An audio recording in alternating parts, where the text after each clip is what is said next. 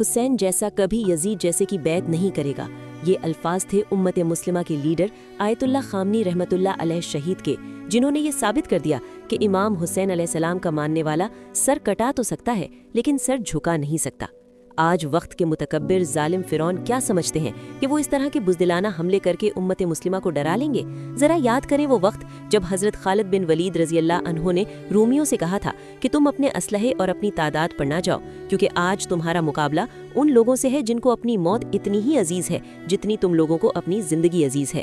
تو اگر آج بھی امت مسلمہ اور اسلامی ممالک اکٹھے ہو کر اس ظلم کے خلاف نہیں نکلیں گے تو پھر کب نکلیں گے؟ دیکھیں، مرنا تو ہم سب نے ہے، تو پھر کیوں نہ ظلم کے خلاف شہادت کی موت کو گلے لگائیں؟ یاد رکھیں، اگر آج یہ وقت فلسطین، ایران اور دوسرے ممالک پر آیا ہے تو اس آگ کو پاکستان اور باقی ممالک تک پہنچنے میں دیر نہیں لگے گی۔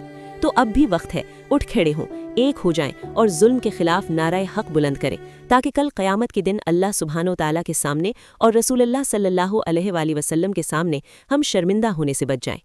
ہم دعا کرتے ہیں کہ اللہ سبحانہ و تعالیٰ آیت اللہ خامنی رحمۃ اللہ علیہ کو جنت الفردوس میں اعلیٰ مقام عطا فرمائے، تمام شہداء کو اعلیٰ مقام عطا فرمائے اور امت مسلمہ پر رحم فرمائے، آمین۔